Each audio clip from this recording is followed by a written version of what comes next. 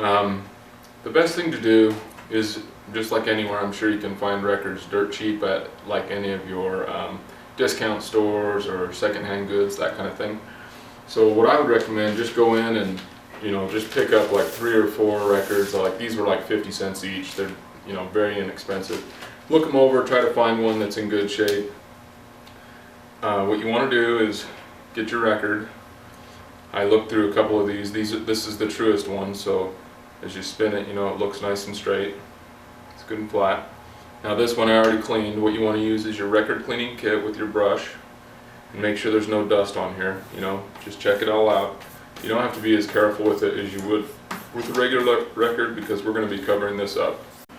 Okay, now that we're ready to do the install, probably the 2 hardest things about doing this.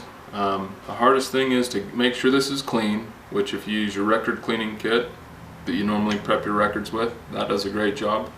Just look real close to make sure there's not any little dust specks or any hairs or anything that you might have missed. I mean, a couple things underneath it's going to be okay, but the cleaner the better. And that's number 1 important. The other thing is there's a protective liner over this film to keep the adhesive nice and clean. When you get your anti-skate skin, it's going to come like this. If it lays flat and it doesn't curl up, that means this is the side that would be on top of the record that you would actually put your stylus on. When you set it this way and it curls up, that shows you which side has the adhesive on it. So after you figure out what side is up on this, you'll see that there's 2 pieces of tape, one on each side, and you separate them like this. And you can see this top layer is coming off with that piece of tape. So just pull it out, remove it, and then that's the sticky side right there. Now this is very thin and this is much thicker. The side that's thick, that's where the adhesive's at. And you just remove this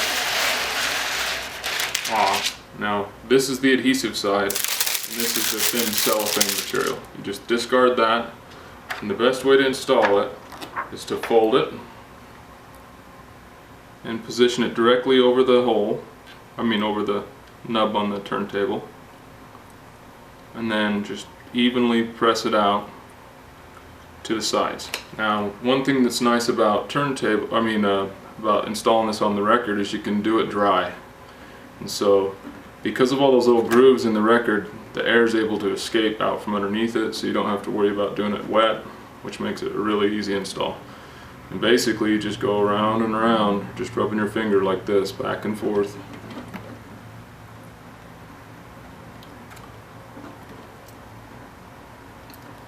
And smooth it out, take the air pockets out.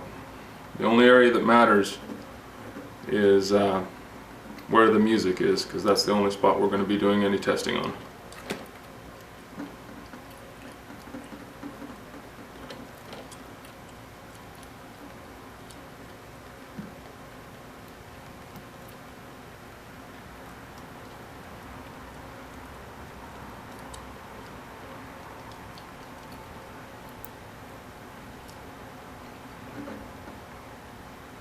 If you get any little spots where there was a little speck of dust there, rub it in, smash it in. There's another one right here. Kind of rub it with your fingernail, try to make it as smooth as possible. There's another one right there. So, there you go. Now your disc is installed. So now you have a perfectly smooth surface. This is smoother than glass. So your needle can drop on there and it's just going to glide, and then you can adjust your anti-skate and get it all dialed in just like it's supposed to be. And that's all you have to do. That's the end of the installation on it, and it's ready to go. You can test your record player after this.